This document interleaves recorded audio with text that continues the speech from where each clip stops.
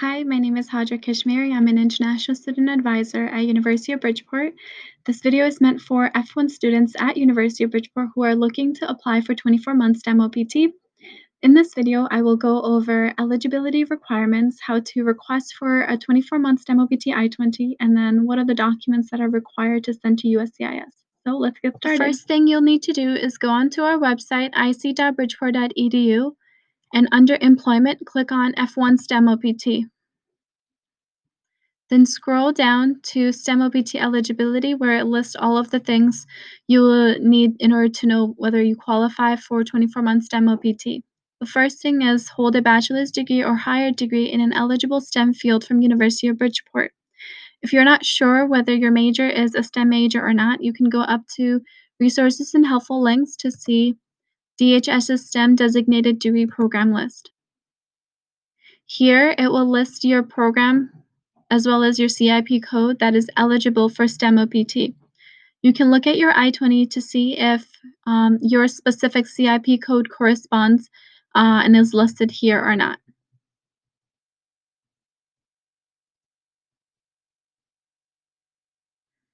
Number 2, have an E-Verify employer. Find out if your employer is E-Verified. You can find out by contacting your employer or supervisor. 3, currently be working in a period of post-completion OPT. If your EAD card has expired, you are no longer eligible. You can begin applying 90 days before your EAD card expires.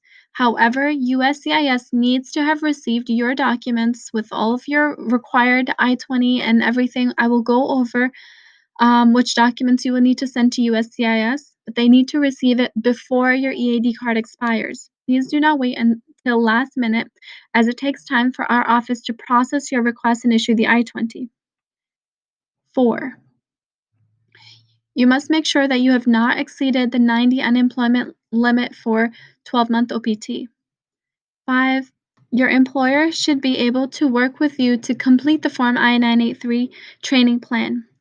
6, your job must be directly related to your STEM degree that qualifies you for the extension. For example, if you attain dual degree from UB with biology and MBA, then because MBA is not an eligible STEM degree, your job must be directly related to biology, and that's what you're going to use to apply for STEM OPT. 7, it must be a paid position. You're required to include your salary on the Form I-983. 8, you cannot be self-employed. 9, you must work a minimum of 20 hours per week. 20 hours per week is considered part-time. 21 or more hours per week is considered full-time in CFIS. 10, you should not have previously received the 24-month STEM OPT extension under STEM degree. So if you had previously completed a bachelor's degree and then did 12-month OPT and then 24-month STEM OPT, you would need to go back to school for the next degree level program in order to be eligible again for OPT. Along with these immigration requirements, you must also ensure that you have a zero balance on your account. Please be sure to pay the STEM OPT extension administrative fee by calling 203-576-4568 or email sfs@bridgeport.edu. Payments will not be taken over the phone, but once you contact Student Financial Services, they will add the STEM OPT charge to your account so you could pay the fee online through your UB portal. Next is you also want to make sure that you don't have any holds on your account. You can log on to your UB portal to check. And lastly, make sure that your 12-month OPT employment and address are up to date in SCVP portal before your request for 24 months STEM OPT I-20. Now that you've determined that you're eligible for 24 months STEM OPT, let's go over how to request for 24 months STEM OPT I-20. You'll need to submit Form I-983 training plan, Form I-765, student statement, and front and back copy of EAD card through web forms. You can click here, and it brings you to the web form. Enter your phone number, your CVIS ID number, and click New. You would put in your 12-month OPT start and end date exactly as it shows on your EAD card. Now, the rest goes over how to complete the Form I-983, so let's go over it. When completing the Form I-983, this section should be exactly as it shows here.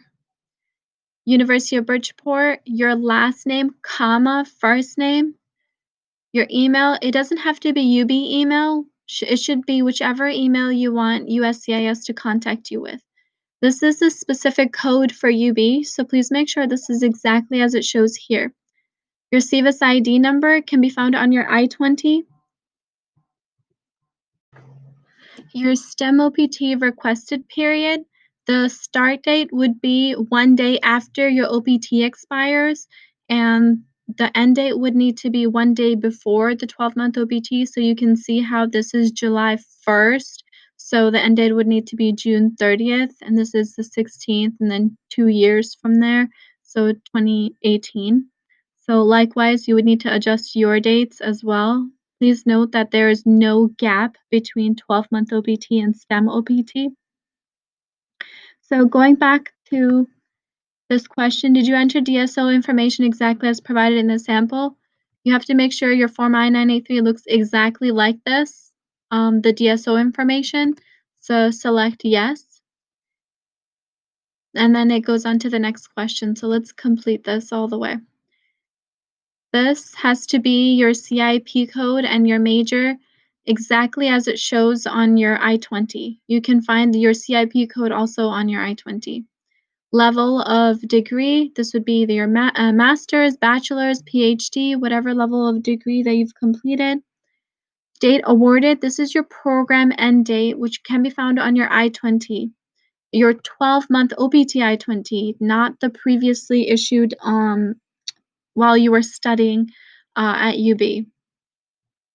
Based on a prior degree, you would select no, because this is a degree that you just graduated with at UB and then applied for 12-month OPT and now requesting for an extension. Employment authorization number, this is your EAD card number. Please note that this is only digits, no letters. If you see any other letters on your EAD card, it's not that one. It's a 9-digit number. You want to sign here in blue ink. Electronic signatures and copy-pasted signatures are not accepted. Type your full name here and sign. I want to talk about this date that you're going to sign here. It's very important that your STEM OPT eligibility, when you sign here, is within the 90 days that you are eligible. Anytime before the 90 days, you would not be eligible for 24-month STEM OPT. So your signature on your Form I-983 should also be within the 90 days as well. So moving on to the next question, is your employment start date during your 24-month STEM OPT? That's referring to the start date right here. So employer name, exactly as your name, the name of your employer, the headquarters or wherever your employer is located, the address would go here, their website. If they don't have a website, just put NA. This is the EIN number. This is not the same as E-Verify number. EIN number is a 9-digit tax ID number specific to your company. Number of employees, NAICS classification number, it's a 6-digit classification number. OPT hours per week. So while on 24-month STEM OPT, you have to work at least 20 hours per week. So you would put that amount here. Don't put multiple times or flexible or anything. Just put the exact number of hours that you'd be working. Compensation, you want to put the salary amount and frequency. So salary amount would be whatever the dollar amount per year is a salary, and the frequency is the paid, how often you're paid. So paid semi-monthly, weekly, bi-weekly, however you are paid. And then the start date of employment, this should be your 24-month STEM OPT start date. So if you're currently working for this employer while on 12-month OPT and you continue to work for this employer while on STEM OPT, it would be the same start date as your STEM OPT requested start date because you're continuing the employment with them. but it has to be your STEM OPT start date, not any time before that, because this document is for while you are on 24-month STEM OPT. Over here would go the signature of your supervisor or other employer official in blue ink. Again, electronic signatures or copy-pasted signatures are not accepted. Over here would be the official's full name and official title, the date. Again, the date should be within the 90-day eligibility period. Employer name, which would be the name of the company. So going back here, is your start date during your 24-month STEM OPT? Yes. It's not during 12-month OPT period. Next, does the student role section mention your job title? This moves on to the next page. Your student name, again, should be the same as it is on the first page. Your last name, comma, first name, employer name. This should be exactly as you wrote it on the second page. Just like here, there should not be any discrepancies between caps and capitalized letters. Site name. If you were working for the employer and working at the employer location, you can just put the name of the employer here. But if you're working at a company that has multiple sites, you can put the specific location here, or if you're working at a third-party site, like a client site, you can put your client site address here. If you're working at a client site or whatever your physical work location is, you want to put that here. If at headquarters, employer address from above. If at another office of the employer, list a specific address here. So wherever you're physically located, that would go here. The name of your official title, their email, their phone number, and then moving on to the student role section. In the student role section, you want to clarify what your job title is, what your job responsibilities are, and how these roles and responsibilities are directly related to and enhance your knowledge you gained in your STEM degree. You want to clearly state that your job is directly related to your STEM degree. Put your STEM degree in this paragraph um, so that someone who does not know anything about your major can clearly understand that your job is directly related, and you confirm that within this paragraph. So going back to the question, does it mention your job title? Yes. Does the goals and objectives section mention the timeline or time frame? That moves on to the next section. Here, explain your personal learning goal for STEM OPT training. Mention the timeline or time frame. So that could mean, for instance, within the first 6 months, you're going to do this, and then the next 6 months, you're going to learn this.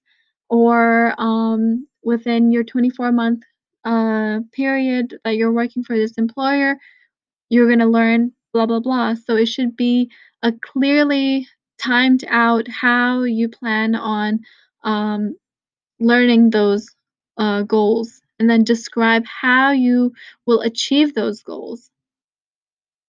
Okay, so yes, you talked about your timeline. And then, will you be working at a client site? So let's say we are working at a client site. There's an extra step you must make sure that you do in your own employer oversight section.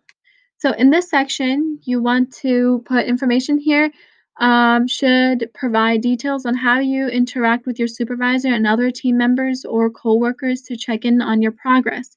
How does your employer make sure you are performing tasks appropriately? If you are working at a client site, please visit USCIS website for STEM OPT employer requirements and responsibilities. This is the link.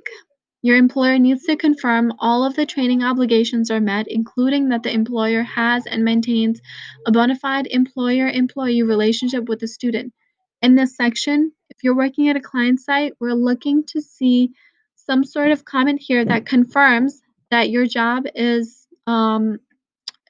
confirming here that the training obligations are met, and the employer maintains a bona fide employer-employee relationship with the student. So going back to here, if you're working at a client site, Your employer confirms that all training obligations are met, including that the employer has and maintains a bona fide employer-employee relationship with the students as per USCIS requirements. So yes, you can see USCIS requirement here.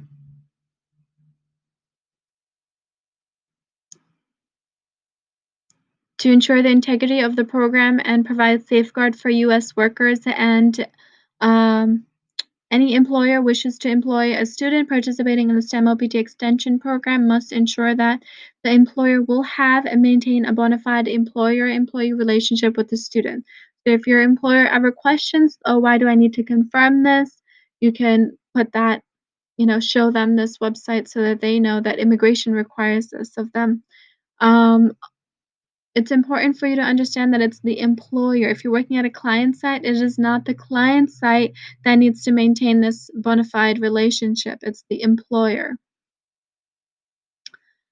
Um, are all of the form physically signed by you and your employer? So again, electronic signature, copy, and pasted signatures are not accepted. So yes, let's make sure we completed this. Measures and assessments. Information here should explain how your employer measures employee progress and performance. How does your employer make sure you and other employees are meeting your goals, performing well in other new skills, and learning new skills? What is the frequency of the assessment? And then this section here, additional remarks. Although it says optional for our university, it is mandatory for all students to complete this section and put your supervisor name, job title, email, and phone number. This is not optional because we use this information to issue the STEM OPT I-20. We put this information into CVIS. Again, your supervisor needs to sign here or employer official in blue ink, and then the full name, official title, the date, again within the 90-day eligibility period, and then leave this page and this page blank. Going back here, we do not review the Form I-765. We need a copy for record keeping only. Do you understand that it is your responsibility to make sure it is complete and accurate? So yes, you understand that, but I will go over Form I-765 just briefly.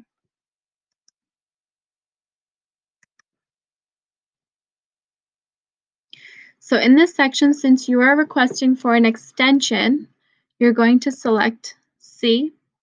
You're going to put your last name here, so your first name. Your EAD card will show exactly as you put your name here, so make sure it's spelled correctly. Your mailing address. This is where your EAD card would be mailed to, so you want to make sure your address is correct here. If you're physically living in a different address, so you can put, is your current mailing address the same? Yes, but if you're living in a different location, put no, and then put your physical address right here.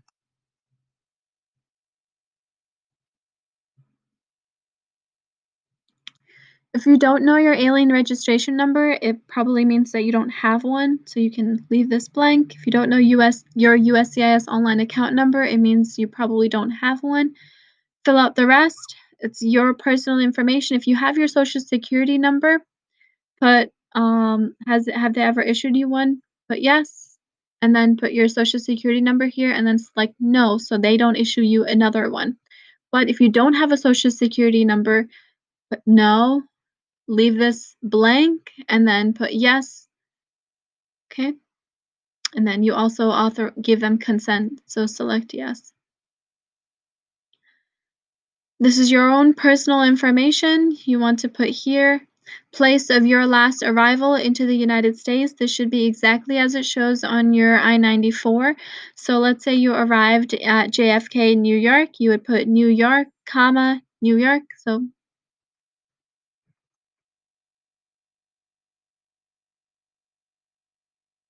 let's say you arrived in New York, like this.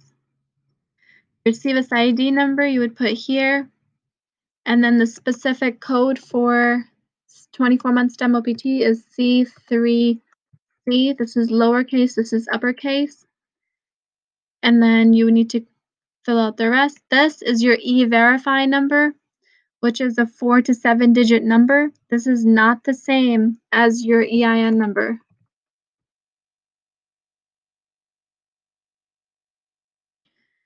You would need to contact your employer.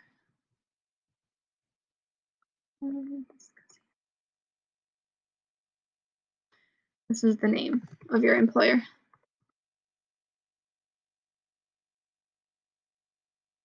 Okay. And then you can read and understand English, put in your contact information, put in the date that you filled out this document, which would be within the 90-day eligibility period, and then print this, sign here in blue ink. So we've gone over how to complete the Form I-983 and some parts of Form I-765. You want to include all 4 of the required documents in one PDF. So Form I-983, I-765, your student statement, which can be found on the website, and EID card front and back copy, and upload it. So once you upload one PDF, it gives you a chance to upload it here. Your I-20 delivery method, you can have your I-20 mailed to you by uploading a USPS mailing label. You can request one by, you know,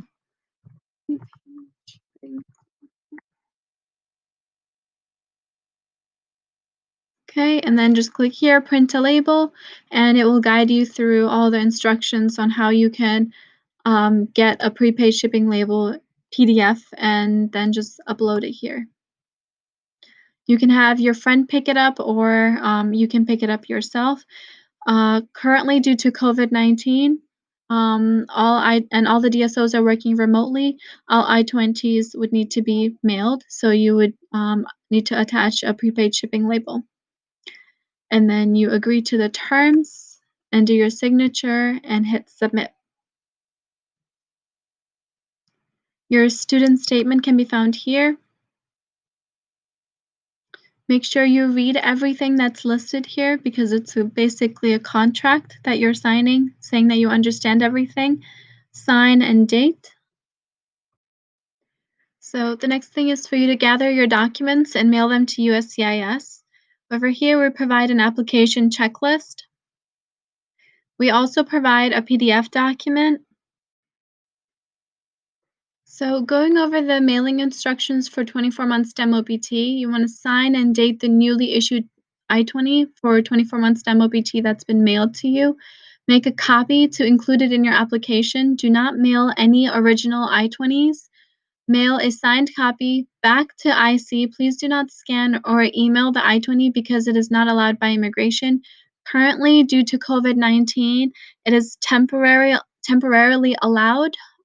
So you can just scan and mail it to opt@bridgeport.edu. But once COVID-19 situation has been resolved, it will go back to being I-20 copies mailed.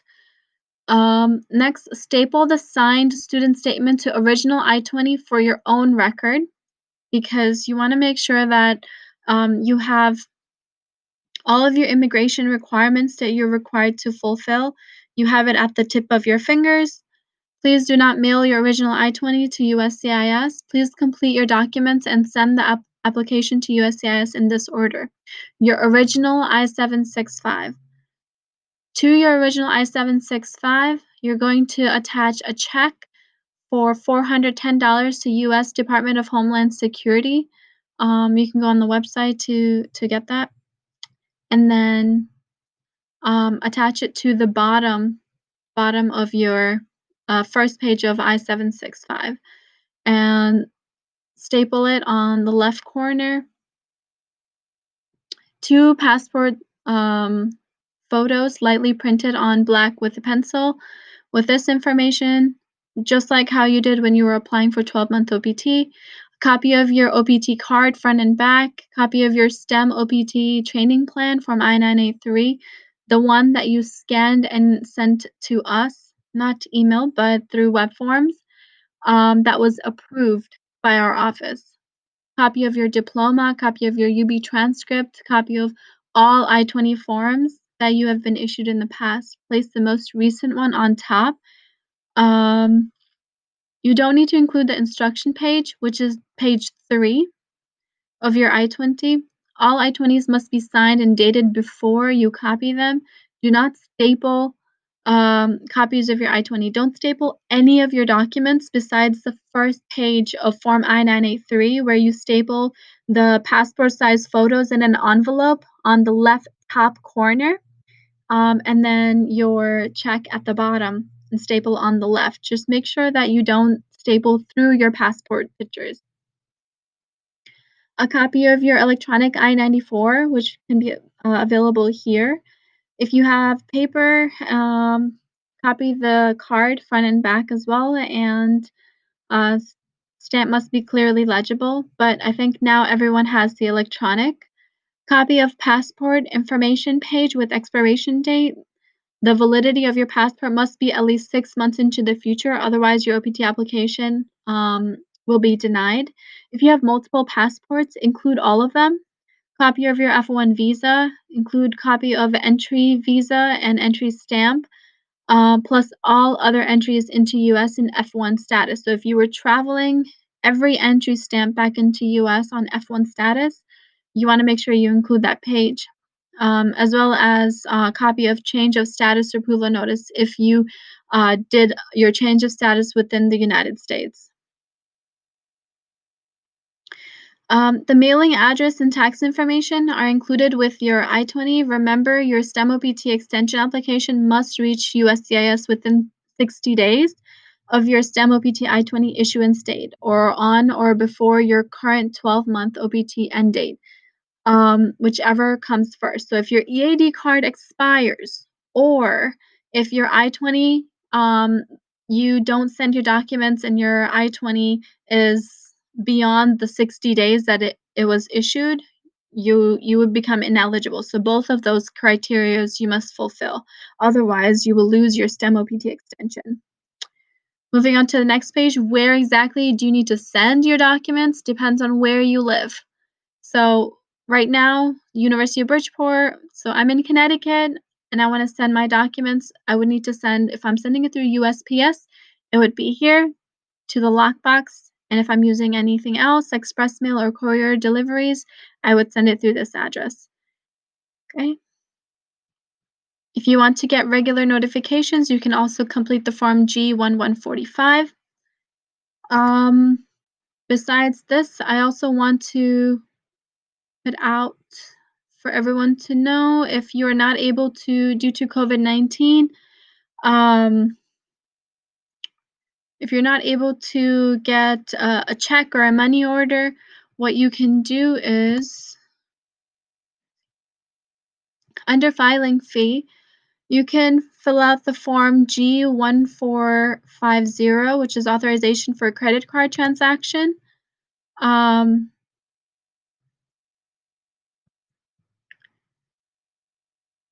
Which would allow you to complete this form so that they can charge your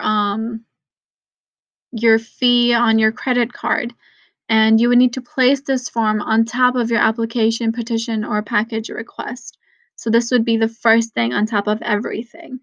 So this is an option if you are interested. Okay. So that's all. I really hope that this video was helpful for you to apply for 24 months STEM OPT. And if you have any further questions, please feel free to send us an email at opt@bridgeport.edu. Thank you.